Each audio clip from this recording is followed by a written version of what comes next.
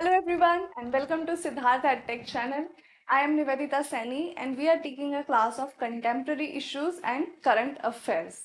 As you know that I like the session to be as interactive as possible, so I would like you to post your comments, you post your answers if any questions you have in the comment section. So let us see आज क्या क्या topics है जो हम cover करने जा रहे हैं. So we are going to study about PM Shri Yojana, Varkaris, ear, agarwood, alfalfa and Niti Ayog. Alright, these are the topics that we are going to cover today.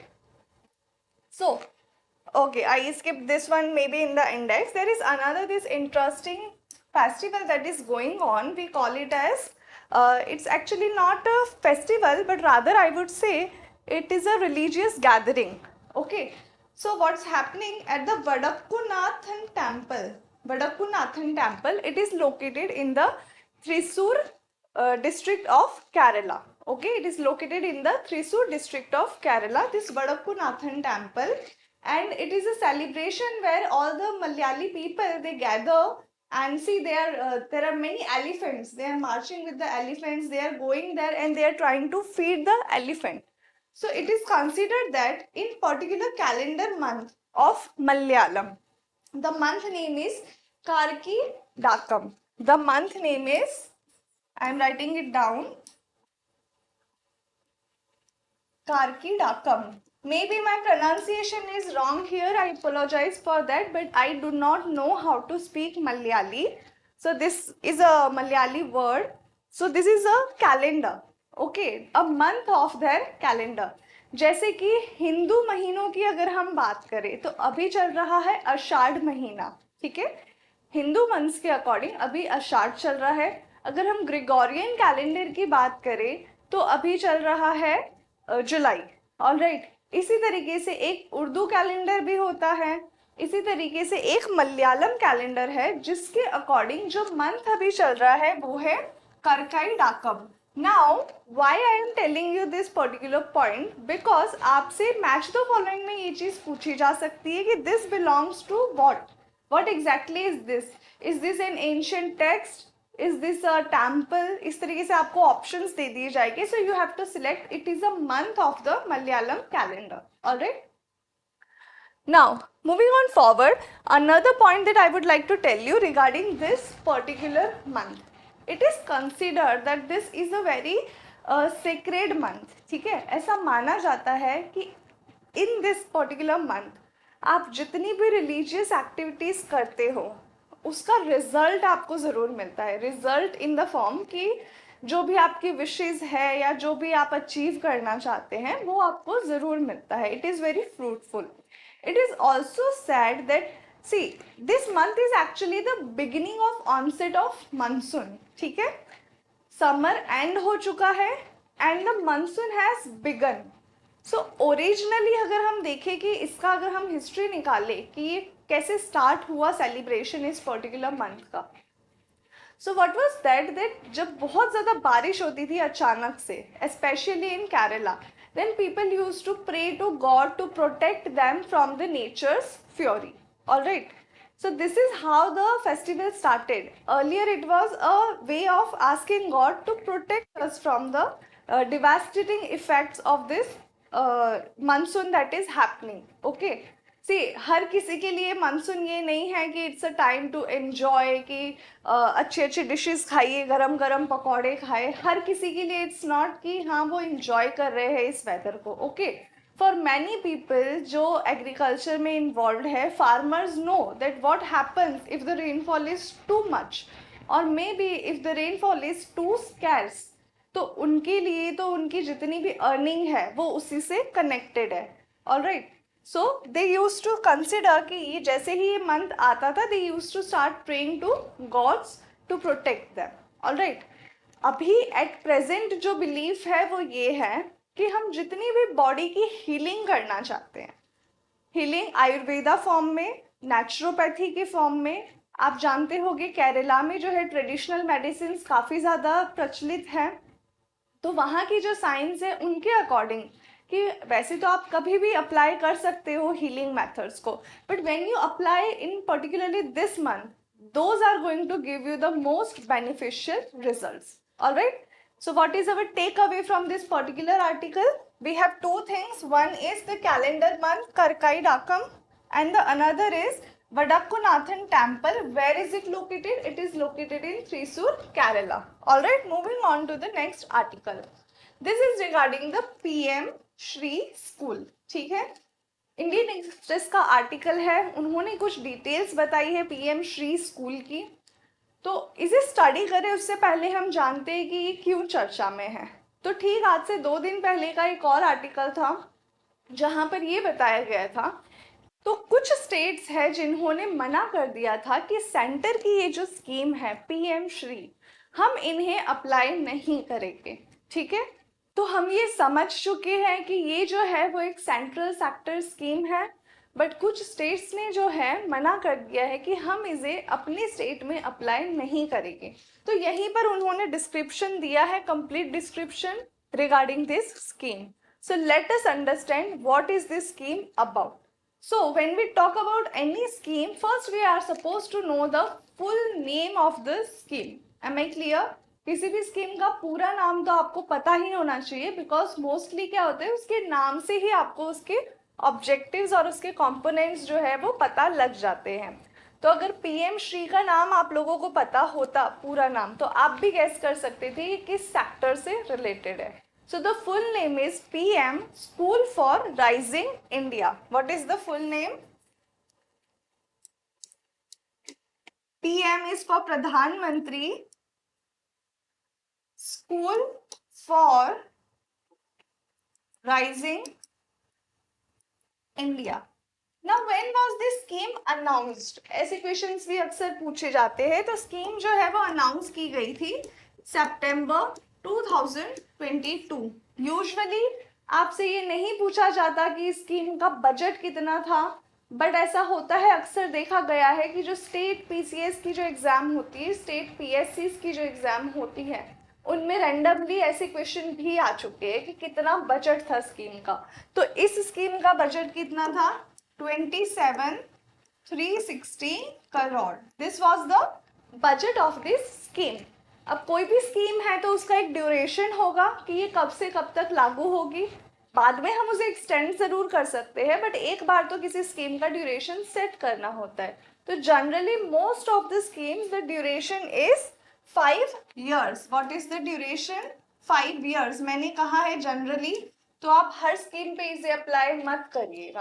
कभी कभी schemes छोटी भी होती है, 2 साल के लिए, 3 साल के लिए.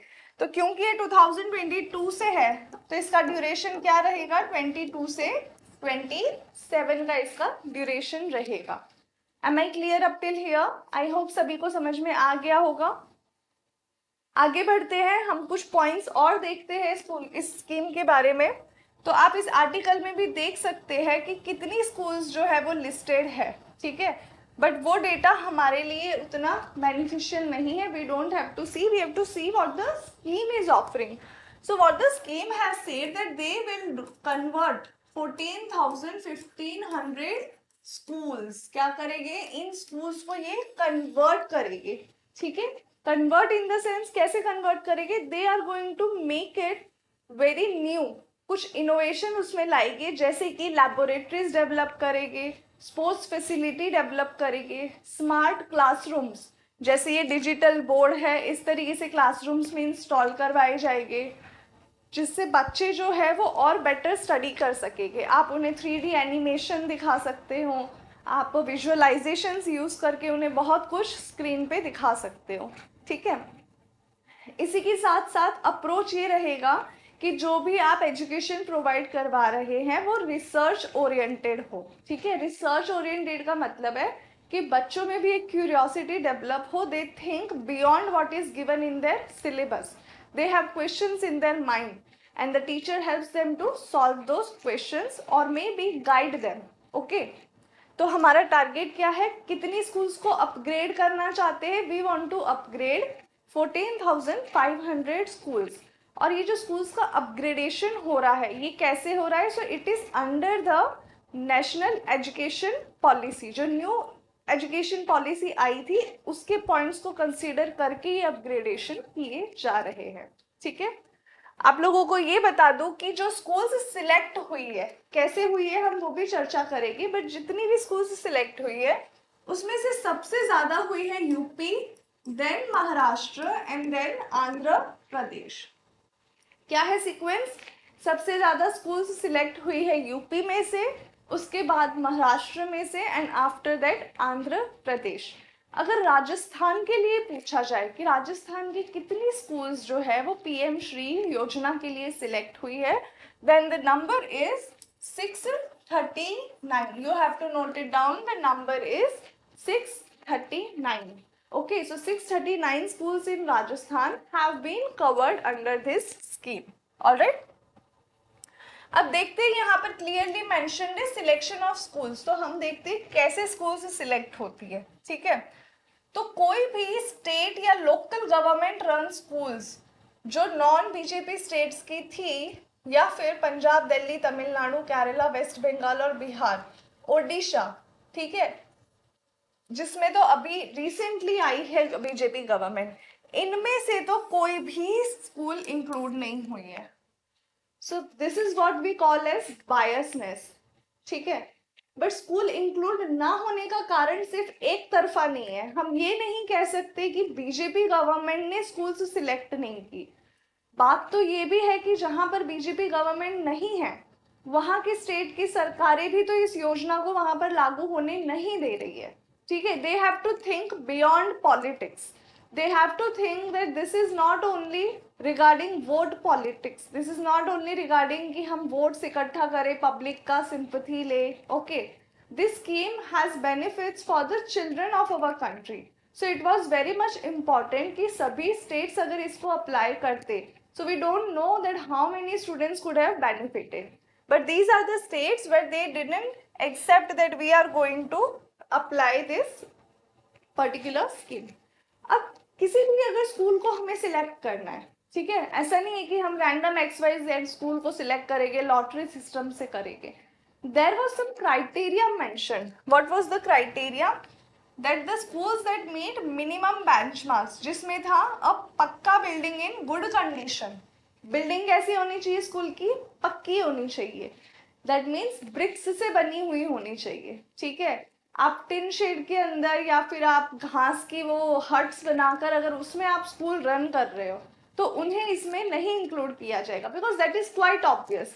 कोई भी सिचुएशन होती है, आप इतना ज़्यादा इन्वेस्टमेंट कर रहे हो स्कूल के अंदर, आप ये डिजिटलाइज कर रहे हो, पैनल्स लगा रहे हो, अगर वहाँ पर कनेक्शन ही नहीं है इलेक्ट्रिसिटी का तो आप उसे रन कैसे करोगे? मान लीजिए बारिश आ जाती है तो आपके सारे सिस्टम्स तो खराब हो जाएंगे वहाँ पर। तो इसलिए फर्स्ट कंडीशन क्या है? The school should be a पक्का building and in a good condition.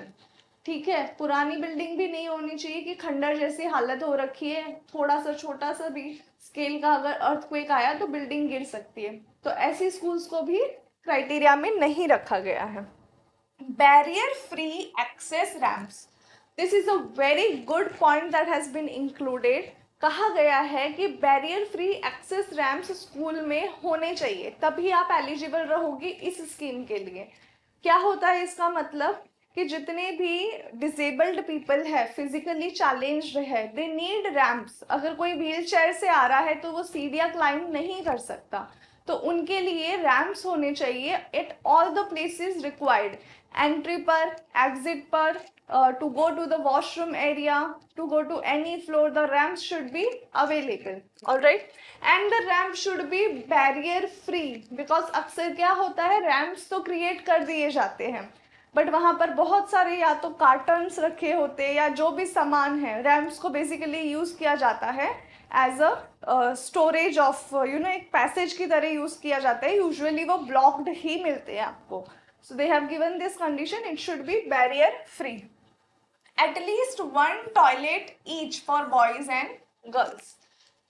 अलग होना चाहिए बॉयज एंड गर्ल्स का टॉयलेट, और कम से कम एक होना चाहिए। दैट मीन्स 2 टॉयलेट्स होने चाहिए, 1 is for boys and 1 is for girls. This is the minimum requirement. All right.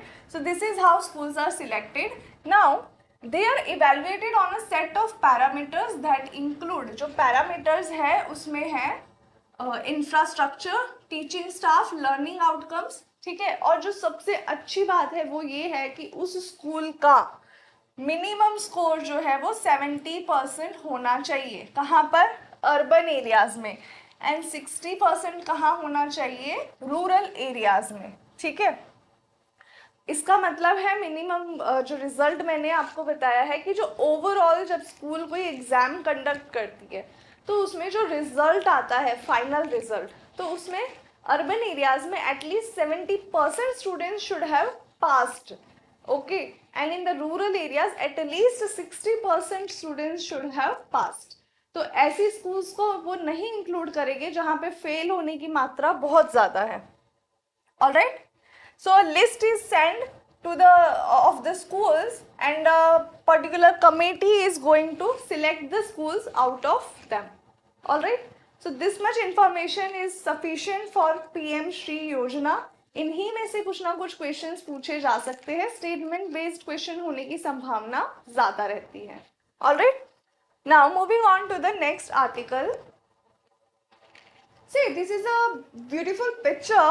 Now you must be thinking कि ये तो काफी blur image है, ये सब क्या हो रहा है, इतना कुछ mix-up हो गया। Alright, so when this was clicked, this was the speed of people that were moving around. जो परिक्रमा ले रहे थे लोग, उनकी ये स्पीड थी और इस स्पीड की वजह से ये फोटो कुछ ऐसे आई है।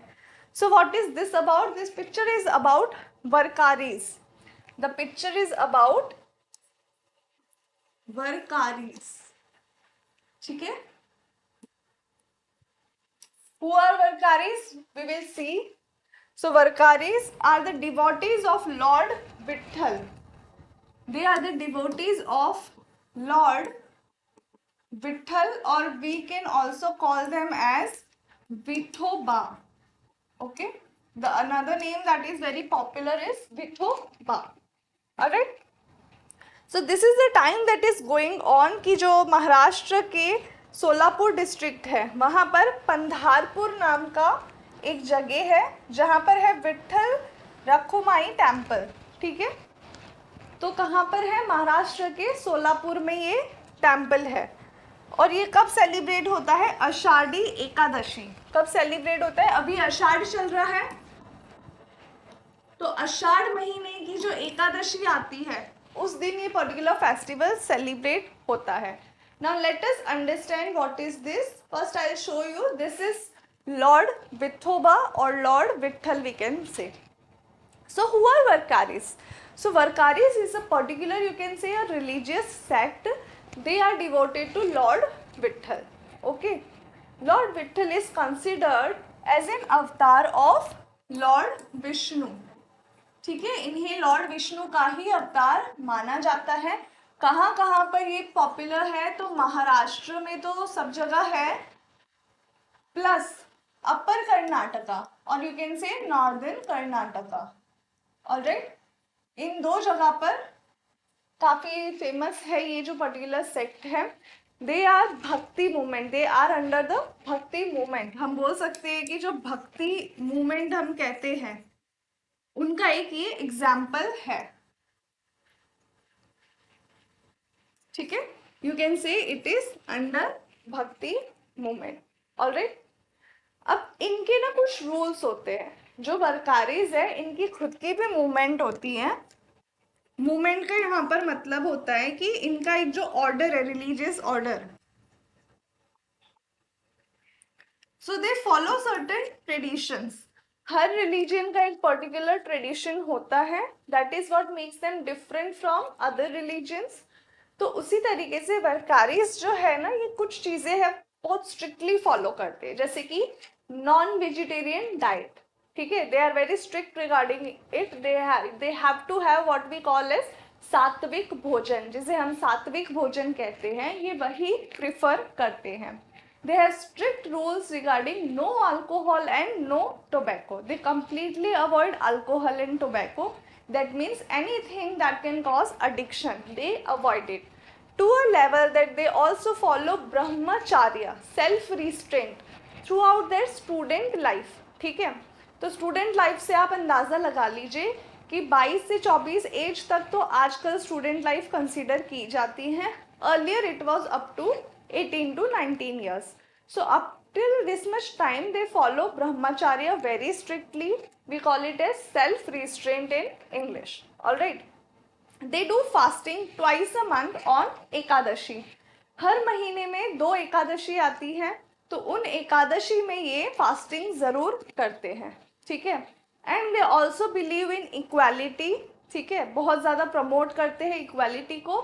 एंड ये अगेंस्ट है डिस्क्रिमिनेशन के. Discrimination that could be based on caste system, on the wealth system. So they completely avoid it. They say that we don't promote any form of discrimination, and if they face or they see any such discrimination happening, they try to stop it. All right. They also believe in recitation. Recitation क्या होता है? पढ़ना या फिर बोलना. So they recite Hari पंथ. हरि तो आप समझते हैं किसका नाम है Hari. So they recite Hari Panth every day and they follow bhajan and kirtan. This is their approach towards their duty. Okay. So this is all about Varkaris and their movement.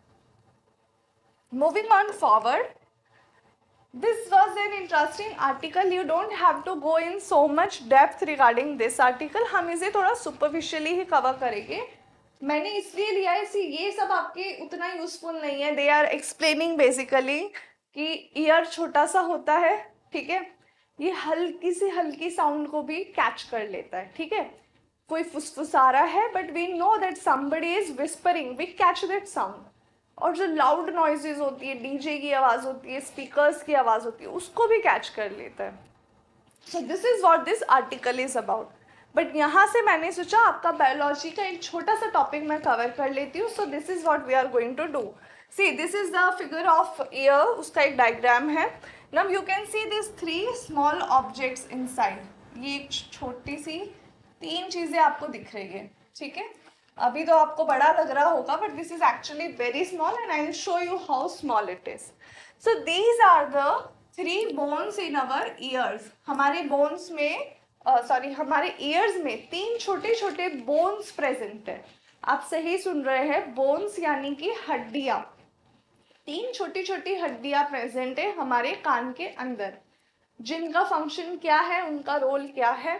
They help to maintain balance and equilibrium. क्या करती है? Balance and equilibrium maintain करती है. अगर आपके कान में कोई infection हुआ है, ठीक है, कान में पानी भर जाता है कई बार कि हम नहाते वक्त क्या करते हैं, बहुत ज़्यादा पानी जो है किसी वे में कान में चला गया, या आपके कान से रिलेटेड कोई बीमारी चल रही है, तो आपने ऑब्जर्व किया होगा ऐसे में आपका जो बैलेंस है वो थोड़ा सा लड़खड़ा जाता है. काफ़ी लोगों को दिक्कत होती है वर्टिगो की. ठीक है, कईयों को होता है कि जब वो स्विंग्स में जाते हैं, झूले पर बैठते हैं या फिर जो मैरी गो राउंड होते हैं उन पर होते हैं, तो उन्हें चक्कर आने लगते हैं. तो ये सब क्यों हो रहा है? ये हो रहा है because of the movement of year this bones, movement of the ear bones. ठीक है, इनकी हल्की हल्की मूवमेंट की वजह से ये सारी चीज़ें दिखने को मिलती हैं. हम मोशन सिकनेस एक वर्ड यूज करते हैं वाइल वी ट्रैवल. बसेस में जाते ही किसी किसी को ऐसा होता है कि as soon as they sit in a bus, थोड़ा सा आगे जाती है and they start puking, they start vomiting. So why is this thing happening? Because body में एक रिएक्शन हो रहा है. This ears are giving them a signal and they feel uncomfortable and that is why they vomit.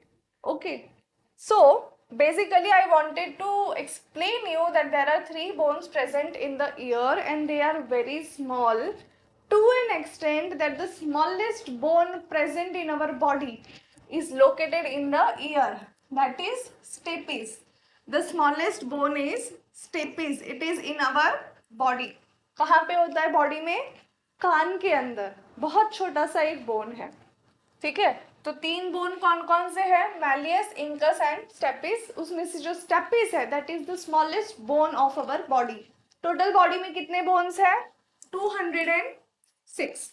बहुत basic question है biology का. I don't expect कि हर किसी को पता होगा but they should know. These are very very basics. ठीक है, स्टेटमेंट बेस्ड क्वेश्चंस आ सकते हैं. Now let me show you how small they are. See in the picture. ठीक है, कंपैरिजन बता रहे हैं। अगर हम एक फिंगर के साथ कंपैरिजन करें तो ये इतने छोटे हैं, अगर उंगली पर इन्हें रख कर देखें तो just see how small is top step is, एकदम ये ऐसे हॉर्स शू शेप का है, एंड सी कितना छोटा सा एक बोन है। This is present in our year, और ये बहुत कुछ कर सकता है। थोड़ा सा भी इम्बैलेंस अगर इस बोन का होता है तो हमारी पूरी बॉडी का बैलेंस बिगड़ जाता है। ठीक है, आगे बढ़ते हैं अगले टॉपिक की तरफ। See this was a science quiz. The Hindu का आर्टिकल है जहां पर साइंस क्विज आता है एक पर्टिकुलर सेक्शन में।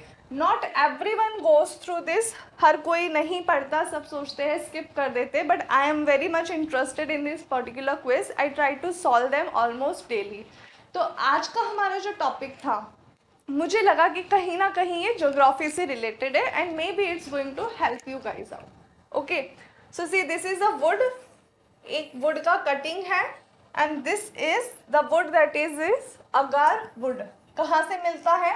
तो इस ट्री का नाम है अगार। अगार, अगर भी बोल सकते हो, अगार भी बोल सकते हो, तो pronunciation is up to you. अब यहाँ से मेरे पास ज़्यादा कुछ है नहीं बताने को, but what I can show you is this, कि why is this particular would very important. Bharat में इसकी क्या स्थिति है ये भी हम पता करेंगे। सो सी, ये एक सेक्शन लिया है और आपको यहाँ कुछ दिख रहा होगा, shiny material, I think that is very much visible. तो देखिए एकदम ऐसे शाइनी मटेरियल कुछ है यहाँ पर, चिकना चिकना सा कुछ है, स्टिकी मटेरियल है। This is known as resin.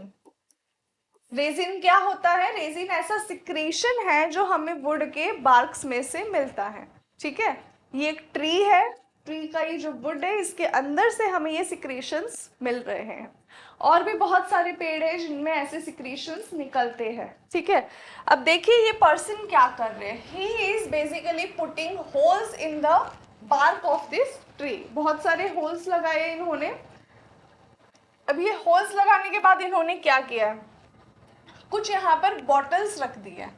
तो क्या होगा, उसकी वजह से जितना भी सिक्रेशन है वो निकल के इन बॉटल्स में इकट्ठा हो जाएगा, and then this person is going to collect it and sell it. तो सेल इट फॉर व्हाट, ऐसा क्या काम आता है ये resin. So this is a resin that is actually, it gives a fragrance, a particular fragrance that is used in perfumes or cosmetics. Other than the use of fragrance, it is also used as a medicine. ठीक है, कुछ medicinal benefits भी है इसके, gastrointestinal diseases में ये helpful रहता है। So they basically sell this.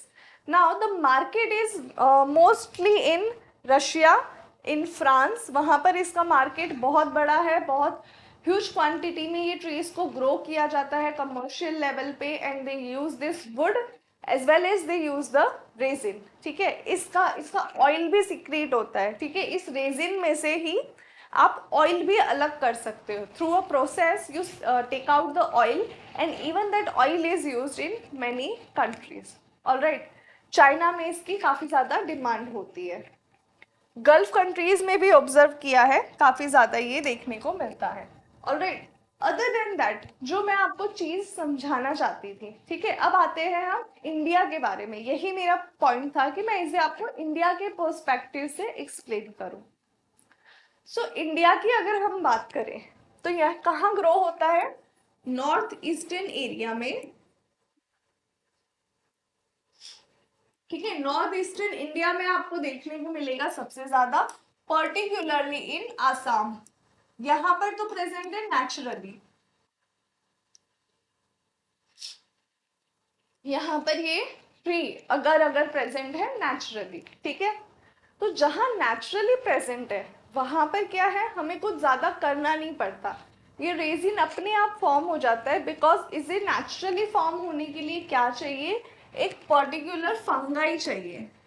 ठीक है, रेजिन कब फॉर्म होगा, जब ये पर्टिकुलर फंगाई जो है ना वो उसे मिल जाएगा। ठीक है, तो ये जो फंगाई है वो फर्मेंटेशन करेगा inside the bark of the tree. The fungi is going to cause fermentation, और उस fermentation के रिजल्ट में रेजिन प्रोड्यूस होगा, और फिर हम उस रेजिन को एक्सट्रैक्ट करके यूज करेंगे। Am I clear up till here? Okay. But what happened 10 to 12 years back?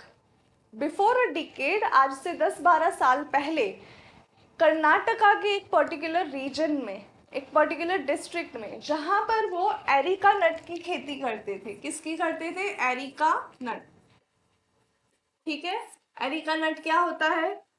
जो सुपारी आती है ना, पान में डाली जाती है, जो छोटी सी सुपारी होती है, वो होता है एरिका नट. तो उसकी वो कमर्शियल फार्मिंग करते थे. ठीक है. बट वॉट हैपन कि because of climate change the result way not good. कि आप जितना इन्वेस्ट कर रहे हो आपको उतना रिटर्न नहीं मिल रहा था. तो उन्होंने सोचा क्यों ना कुछ और ऑल्टरनेटिव यूज किया जाए. They thought why not grow this agar agar trees. So they thought to cultivate agar agar trees. ठीक है. अब उन्होंने ये तो सोच लिया था कि चलो ये करते हैं. उन्होंने काफ़ी रिसर्च भी की थी, सबने, फार्मर्स ने मिलकर. वहाँ पर एक पर्टिकुलर कम्युनिटी भी है जिसने रिसर्च की थी. ठीक है. तो उन्हें ये पता चला कि चलो हम ट्री तो ग्रो कर लेंगे, बट हमें उसे आर्टिफिशियली कल्टीवेट करना होगा. बिकॉज आपको क्या रिक्वायरमेंट थी? यहाँ पर तो ये फंगई प्रेजेंट था, यहाँ पर ये फंगई था, बट यहाँ पर नहीं है हमारे पास fungi naturally. So what we are going to do? We are going to inseminate them artificially.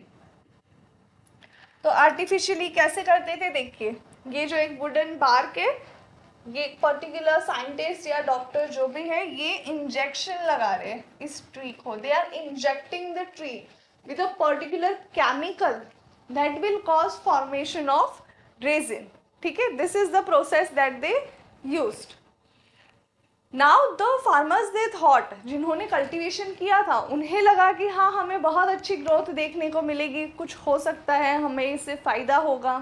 But ultimately what happened, the environment was not suitable and this tree they caught a yellow leaf disease. ठीक है. पेड़ों में थोड़ी common है ये condition. They caught the yellow leaf disease. अब इस yellow leaf disease की वजह से जो आउटपुट था वो हो गया बहुत ही कम. और अगर आउटपुट कम है तो क्या होगा? उन्हें रिजल्ट्स भी नहीं मिलेंगे जो डिजायर्ड रिजल्ट्स थे. तो इवेंचुअली उन्होंने क्या किया? 2 साल उन्होंने वेट किया और 2 साल के बाद में सभी ने इन पेड़ों को काट दिया वहां से. तो ये वाला जो आर्टिकल है, ये था जो पेड़ों की कटिंग कर दी गई. दैट वाज इन 2023 ये आर्टिकल आया था. And that is why I recalled कि ऐसी कोई घटना हुई थी. So I thought to share this with you guys. तो इंडिया में भी हमने कोशिश की दूसरे एरियाज में ग्रो करने की. It was not very much successful. सबसे ज़्यादा कहाँ पे है? असम में है. Because the environment is naturally suitable for them. They require a particular fungi so that the resin can be formed. Alright. Uses मैं आपको बता चुकी हूँ अगर अगर के. The wood is also very much useful. Okay, the products are, आपने अगर होम्योपैथिक मेडिसिन देखी होगी, सो होम्योपैथिक मेडिसिन में भी मैंने कहीं कहीं पर नोट किया है this agar word is mention. ठीक है. तो ये जो रेजिन है उसका मेडिसिनल यूज भी काफी ज्यादा है. Alright. Moving on to the next news that is similar. ठीक है. ये भी एक पिक्चर थी और यहाँ पे बताया गया है कि एक ये एम्प्लॉय है कहाँ के? ये भी है फ्रांस के. तो इनके फ्रांस के एम्प्लॉय क्या कर रहे हैं? इन्होंने अल्फा अल्फा कट किया हुआ है. क्या है? Alpha alpha. ओके. 2 टाइम्स. जैसे वहां पर अगार अगार था वैसे यहाँ अल्फा अल्फा है. ठीक है. तो बेसिकली इसको कट कर रखा है. What they will do? They will try to dehydrate it. इसको सुखाया जाएगा और सुखा के इस अल्फा अल्फा को कहाँ यूज किया जाता है? It is being use as a fodder. ठीक है. इसे फॉडर की तरह यूज किया जाता है. फॉडर यानी कि जो हमारे भेड़ बकरियां हैं, गाय भैंस है, उनके चारे के रूप में इसे यूज किया जाता है. Why did I discuss this? Because see India में भी बहुत बड़ा मार्केट है चारे से रिलेटेड. जो फॉडर है उसका अपने आप में एक बहुत बड़ा मार्केट है. ठीक है. अलग अलग चीजें यूज की जाती हैं. But why should we prefer this अल्फा अल्फा over other things? Because firstly this particular plant, it has few properties that are very much helpful for the farmers. They are drought resistance. They have developed a tolerance to drought, यानी कि कम पानी में भी इसे उगाया जा सकता है, ठीक है। This is one of the most important, कि राजस्थान जैसे एरिया में जहाँ पर पानी की इतनी कमी है, नॉट ओनली राजस्थान, आप देख लीजिए most of the states are facing ground water depletion. तो सिर्फ राजस्थान की ही हम क्यों बात करें, भारत के ऐसे बहुत सारे स्टेट्स हैं जहाँ पर पानी की कमी है, तो वहाँ पर इसकी खेती की जा सकती है because it is drought tolerant. अब इसके यूजेस इतने सारे हैं। First of all it is perennial. Perennial का मतलब है कि किसी को आपने, किसी प्लांट को एक बार आपने उगा दिया तो वो 2 से 3 साल तक रहेगा जिंदा, वो अपने फ्रूट्स देता रहेगा, अपने फ्लावर्स देता रहेगा, ठीक है। ऐसे प्लांट को हम कहते हैं पेरिनियल। फिर 2-3 साल के बाद उसकी लाइफ खत्म हो जाती है, ठीक है। कुछ प्लांट्स होते हैं सीजनल, जिनकी लाइफ कितनी होती है, 2-3 महीने की, कुछ सीजन में रहते हैं। आपने पीस लिली देखा होगा, कितनी बार आप पीस लिली का प्लांट घर पर लाए हो, बट मैक्सिमम वो 3 से 4 महीने आपके पास रहता है, उसके बाद eventually the plant is dead. So अल्फा अल्फा is perennial, plus it is a leguminous plant. See leguminous हम बहुत पहले पढ़ चुके हैं, एनसीईआरटी में भी मेंशन है और ये बार बार रिपीट होता है। सो लेग्यूमिनस का बेसिकली ये मतलब होता है कि जो नाइट्रोजन को, जो एनवायरनमेंट में जो नाइट्रोजन है उसको इजीली कन्वर्ट कर देते हैं, and then the nitrogen is available for the plants to absorb from the roots. So it is a leguminous plants. तो वो किसको हेल्प करेंगे, सॉइल फर्टिलिटी को हेल्प कर रहे हैं, and it belongs to the pea family. Pea family का मैंने आपको इसलिए बताया है, तो पहले कभी इसे इंक्लूड नहीं करती थी, बट इस बार यूपीएससी 2024 में एक क्वेश्चन आया था जिसमें 4 चीजें दी हुई थी, 4 ऑप्शन थे, और पूछा गया था इनमें से कौन है जो पी फैमिली से बिलोंग नहीं करता है, ठीक है। I don't clearly remember the question, either it was belong करता है और either it was it does not belong, ठीक है। तो आप सोचिए एक फैमिली रिलेटेड क्वेश्चन भी आया था, so that is why I M clearing, because alpha alpha को देखकर कोई भी ये चीज नहीं बता सकता कि वो पी फैमिली से बिलोंग करता है। So that was out of the box, तो इसलिए मैंने इसे मेंशन किया है, ठीक है। यूज कैसे करते हैं, we use it as a pasture, we use it as fodder. अच्छा, इसे आप चारे की तरह अगर नहीं भी यूज करना चाहते हैं, ठीक है, तो आप इसको खाद की तरह भी यूज कर सकते हो। खाद यानी कि मैन्योर हम कहते हैं, so you can use it as green manure also, ठीक है। And it can be also use as a cover crop. Cover crop भी मैंने आपको एक्सप्लेन किया था कि इस तरीके से हम बड़े पेड़ उगा देते हैं, so that the small plants they are protected by the nature's calamity. Alright, तो this much is sufficient for अल्फा अल्फा। अच्छा, इसकी भी मेडिसिनल प्रॉपर्टीज है, इवन अल्फा अल्फा is used in certain homeopathic medicine. तो इसके काफ़ी ज़्यादा बेनिफिट्स है। गाय भैंस तो खा ही सकती है, साथ ही में अगर इंसान भी कंज्यूम कर रहे हैं तो उनके लिए भी ये अच्छा ही है, and in fact it has been used in medicine also. Alright, moving on towards the last topic of today, the centre has reconstituted NITI Aayog, ठीक है। नीति आयोग क्या है, इस पर हम चर्चा करते हैं। सेंटर ने क्या किया है, सेंटर ने इसे रिकॉन्स्टिट्यूट किया है। तो नीति आयोग क्या है, 2014 में एक प्रपोजल आया था। क्या आया था, एक प्रपोजल, किसके लिए था, प्रपोजल था कि हमें एक थिंक टैंक बनाने की जरूरत है, ठीक है। हमें एक थिंक टैंक बनाना है। क्यों बनाना है, कि जो ये प्लानिंग कमीशन है, एक ऐसा थिंक टैंक हो जो इस प्लानिंग कमीशन की जगह ले सके, ऐसे थिंक टैंक को बनाने की जरूरत है। And then the action was taken and an announcement was done to implement this on 1st January 2015। कब बनाया गया, 1st January 2015 को एक इम्प्लीमेंटेशन किया गया इस प्रपोजल का। तो हमने क्या गठित किया, we constituted NITI Aayog. Where is the headquarter located, headquarter is in Delhi. The headquarter is located in Delhi. Now, when we talk about Niti Aayog, what is the name? नीति। तो ये कैपिटल में है सब कुछ, अपर केस में है तो कुछ तो इसका फुल फॉर्म होना चाहिए, कुछ इसका कंप्लीट नेम होना चाहिए. So the full name is national institution for transforming India. The full name is National Institution for Transforming India and the name has been given Niti Aayog. Alright, Aayog means a commission. Alright, Hindi में भी इसका नाम है, हिंदी में हम इसे कहते हैं राष्ट्रीय भारत परिवर्तन संस्था. ठीक है, तो इसके नाम से थोड़ा क्लियर हो रहा है आपको कि क्या है इसका फंक्शन. इसका फंक्शन है टू ट्रांसफॉर्म इंडिया. तो आप देखिए जितने भी आइडियाज देगा वो किससे रिलेटेड होंगे. It would be related to the transformation of the country in a new way, in a positive way. तो इसके फंक्शन से समझने के लिए पहले हम थोड़ा आगे देखते हैं कि इसके पिलर्स क्या है. पिलर्स क्या होता है, आधार स्तंभ जो होते हैं. क्या होते हैं आधार स्तंभ? बेसिकली कि जिसके आसपास आप अपनी फंक्शनिंग करोगे.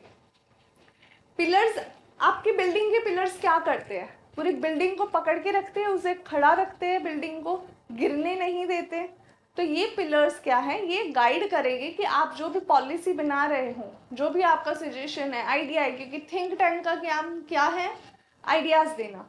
तो वो आइडियाज किस पर बेस्ड होने चाहिए? The ideas should be empowering, सशक्तिकरण करना चाहिए उन्हें. जितनी भी आपकी न्यू पॉलिसीज है those should be empowering. They should have transparency, पारदर्शिता होनी चाहिए. कोई भी अगर आप योजना बना रहे हैं तो उसमें पारदर्शिता होनी चाहिए. It should B inclusive. ठीक है, इंक्लूसिव का मतलब है कि किसी पर्टिकुलर सेक्शन को टारगेट करती हुई योजना ना हो, वो सबको इंक्लूड करे.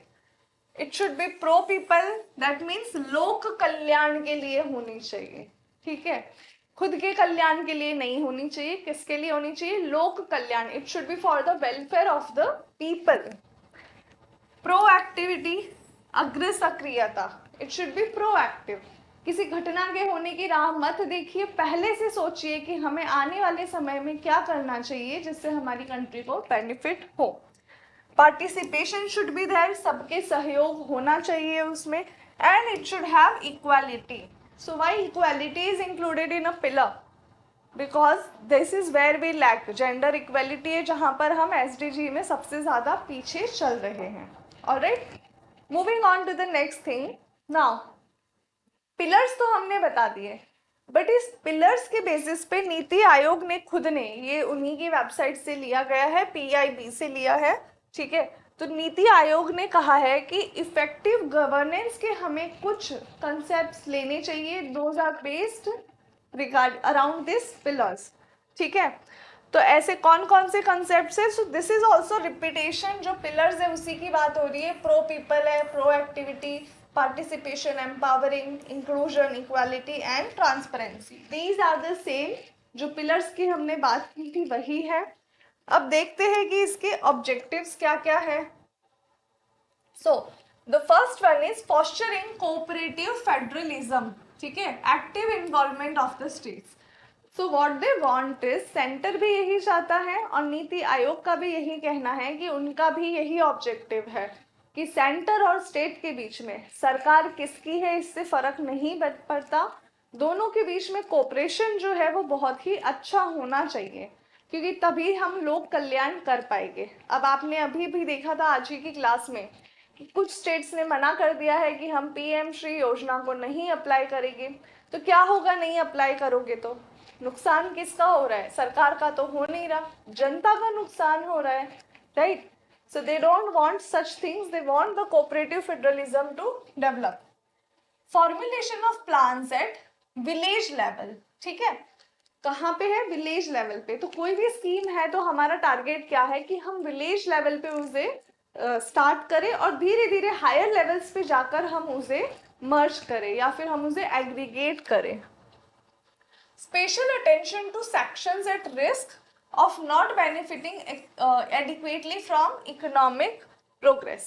ठीक है, सभी जानते हैं कि इकोनॉमिक ग्रोथ और इकोनॉमिक डेवलपमेंट दोनों में बहुत बड़ा अंतर है. इकोनॉमिक ग्रोथ होना किसी कंट्री में ये नहीं बताता कि वहाँ पर इकोनॉमिक डेवलपमेंट है। It simply means, economic growth का सिंपली जो मतलब है वो ये है कि it is a quantitative measurement, कि आपने क्वांटिटेटिवली फाइंड आउट किया कि हाँ एक कंट्री है जिसकी इकोनॉमिक ग्रोथ हो रही है। तो जब हम डेवलपमेंट की बात करते हैं तो डेवलपमेंट में हम ये भी देखते हैं कि ग्रोथ के साथ साथ क्या सभी सेक्शंस को उसका बेनिफिट हो रहा है, क्या सभी सेक्शंस की क्वालिटी ऑफ लाइफ इम्प्रूव हो रही है, उनका लिविंग स्टैंडर्ड इम्प्रूव हो रहा है, उनका एजुकेशन लेवल, हेल्थ इम्प्रूव हो रही है। तो जब हम ग्रोथ की बात करते हैं, इकोनॉमिक ग्रोथ, वहाँ पर ज़रूरी नहीं है कि देश के सभी सेक्शंस को इंक्लूड किया गया हो। ठीक है, आपने देखा होगा जब भी डेटा निकलता है तो देश का जो सबसे ज़्यादा अमाउंट है इनकम का वो किसके पास है? कुछ लोगों के पास है। बाकी पूरे लोगों के पास तो क्या है, जो बचे हुए हैं वो तो फिर भी गरीबों में ही इंक्लूड होते हैं, या फिर हम उनको मिडिल क्लास में इंक्लूड कर सकते हैं। ठीक है, तो इसी तरीके से क्या बोला जा रहा है कि जो अटेंशन है, जो ध्यान है, वो कहाँ पे रखना है? हमें स्पेशल सेक्शन पे रखना है जिन्हें इकोनॉमिक प्रोग्रेस का फायदा नहीं मिल रहा है। ओके, नेशनल सिक्योरिटी के इंटरेस्ट में होना चाहिए। पॉलिसी ऐसी होनी चाहिए कि उस पॉलिसी के चक्कर में हमारी नेशनल सिक्योरिटी कॉम्प्रोमाइज ना हो। That is our foremost priority. Feedback for constant innovative improvements. Okay, they are constantly taking feedbacks. Then they have partnership with national and international think tanks. तो किसी पॉलिसी को बनाते हुए ये भी कंसीडर किया जा रहा है कि दूसरी कंट्रीज के थिंक टैंक्स इस बारे में क्या सोचते हैं, उनके यहाँ क्या पॉलिसी है। जैसे मान लीजिए हम गिग वर्कर्स के लिए पॉलिसी बना रहे हैं, ठीक है, it is under construction in many states, some states have already applied it. तो एक पर्टिकुलर सेक्शन की बात हो रही है, तो हम ये भी देखेंगे कि दूसरी कंट्रीज में इनके लिए क्या क्या पॉलिसीज है, क्या क्या लॉज है। ठीक है, creating knowledge, innovation and entrepreneurial support, platform for resolution of intersectoral and interdepartmental issues. These remaining topics are related to the departments of various ministries. All right, so we are not going through them. Now let us see what is the composition of NITI Aayog, क्योंकि ये आयोग है तो हमें ये भी पता होना चाहिए कि इस आयोग के क्या क्या कॉम्पोजिशन है। If this image is not very much clear, आप जो पीडीएफ है उसे सिद्धार्थ एडटेक की वेबसाइट से डाउनलोड कर सकते हैं, या फिर आप जो हमारा ऐप है वहाँ से भी इसे डाउनलोड कर सकते हैं। वहाँ पर आपको ये फुल क्लैरिटी में मिलेगी। Plus I am following up with return text also, तो वहाँ पर आपको इसकी क्लैरिटी मिल जाएगी। ठीक है, तो किसी भी आयोग का एक चेयरपर्सन होता है, और यहाँ पर हमारे चेयरपर्सन कौन रहेंगे? प्राइम मिनिस्टर रहेंगे। दैट इज एक्स ऑफिशियो, यानी कि कोई भी प्राइम मिनिस्टर हो, he is going to be the chairperson of NITI Aayog. एक गवर्निंग काउंसिल है जिसमें CMs of all the states and lieutenant governors of all the UTs will be present. ठीक है, यानी कि हेड ऑफ द स्टेट जितने भी हैं वो सब इस काउंसिल में प्रेजेंट होंगे। रीजनल काउंसिल्स है वो कैसे बनती है? ये नीड के अकॉर्डिंग है। Whenever you require regional councils then you form them. Okay, how many members? Members are on full time basis. Members ऐसा नहीं है कि पार्ट टाइम है कि 2 से 5 आएंगे या महीने में एक बार मीटिंग करेंगे। They are on full time basis. कुछ पार्ट टाइम मेंबर्स भी होते हैं। कितने होते हैं? मैक्सिमम 2 अलाउड है। पार्ट टाइम मेंबर्स मैक्सिमम कितने अलाउड है? 2। वो भी कैसे? रोटेशनल। ठीक है, चेंज होते रहेंगे। और कहाँ से होते हैं? फ्रॉम रेलिवेंट इंस्टीट्यूशंस, यानी जो बड़े बड़े इंस्टीट्यूशंस है, आईआईटी है, आईआईएम है, हम वहां से भी इनवाइट कर सकते हैं। एक्स ऑफिशियो मेंबर्स कितने होंगे? 4 होंगे मैक्सिमम। कितने? 4 मैक्सिमम, उससे ज्यादा नहीं हो सकते। और कहाँ से होंगे? काउंसिल ऑफ मिनिस्टर्स में से होंगे। ठीक है, किसकी बात हो रही है? एक्स ऑफिशियो मेंबर्स जो है मैक्सिमम 4 होगी। They will be from the council of ministers and who is going to nominate them? The prime minister is going to nominate them. Special invitees होते हैं। हर जब भी कॉन्स्टिट्यूट होती है तब स्पेशल इनवाइटीज होते हैं। कंसीडर किया जाता है कि हाँ कुछ लोग हैं जिनके पास मे बी ऐसी कोई नॉलेज है जो वो शेयर कर सकते हैं, तो ऐसे लोगों को स्पेशल इनवाइटीज देकर बुलाया जाता है। चीफ एग्जीक्यूटिव ऑफिसर, सीईओ, कौन होगा? Again appointed by the PM. PM appoint करते हैं, फिक्स्ड टेन्योर के लिए अपॉइंट करते हैं, and they are of secretary rank. उनका रैंक क्या होता है? सेक्रेटरी का। और इसका सेक्रेटेरिएट जो है वो नीड के अकॉर्डिंग होगा, ठीक है। If it is needed then it is there. Now let me show you who are the present members. So we all know the chairman is prime minister. So who is the chairman? I already said that the chairman is going to be the prime minister. So it is Shri Narendra Modi. All right. Governing council में हम पहले discuss कर चुके हैं CM of all the states. So I have not mention the names because it is going to be a big list. तो यहाँ पर आपको सिर्फ इतना याद रखना है, chief ministers of all the states and governors of all the UTs. It can either be the governor और the lieutenant governor. Vice chairman कौन है? अभी श्री सुमन बेरी है. कौन अपॉइंट करता है? पीएम अपॉइंट करते हैं. ये उनका दूसरा टर्म है, पहले भी यही थी. फुल टाइम मेंबर अभी कौन कौन है? तो हमारे अभी 4 फुल टाइम मेंबर है, ठीक है. You can remember the names also. Other than that who are the ex officio members जो नॉमिनेट हुए हैं? Rajnath Singh, Amit Shah, Nirmala Sitharaman and Shivraj Singh Chouhan. So he has been recently added. The special invitees are these. You can go through it once. सबको memorize नहीं करना, only the important ones you can go through. Part time members maximum 2 होते हैं. तो अभी कौन है ये नहीं बताया गया है. CEO कौन है? Shri BVR Subramaniam. He is the present CEO of NITI Aayog. All right. इन सभी को एक जगह पर इकट्ठा कर यहाँ पर प्रेजेंट किया गया है फॉर यू. ये देखिए ऐसी स्लाइड्स क्यों बनाई जाती है? अगर ये आपके पास है तो ये जो लास्ट मिनट रिवीजन होता है, आप लास्ट मिनट रिवीजन में ना सारी चीज़ें डिटेल में नहीं पढ़ेंगे. यहाँ पर क्या है? It is the crux of everything that we studied. देखिए पूरा नाम आ गया है, एस्टेब्लिशमेंट डेट आ गई है, कंपोजिशन आ गया है, एंड जितने मेंबर्स हैं उनके बारे में इंफॉर्मेशन आ गई है. तो आप अगर लास्ट मोमेंट पे रिवीजन के लिए इसको गो थ्रू कर लेते हो 1 दिन पहले 2 दिन पहले, then also it is very much sufficient. I put it here as an example that you can know how to prepare your notes. Notes आप जब फर्स्ट टाइम बनाते हो तो बहुत डिटेल में होती है, but later on what you have to do, उसका आपको एक क्रक्स भी बनाना है, एक समरी भी बनानी है कि आपने जैसे ही वो समरी देख ली आपको पूरा याद आ जाएगा कि क्या क्या चीज़ें मैंशन थी. Alright. So with this we end our class here. This was everything for today.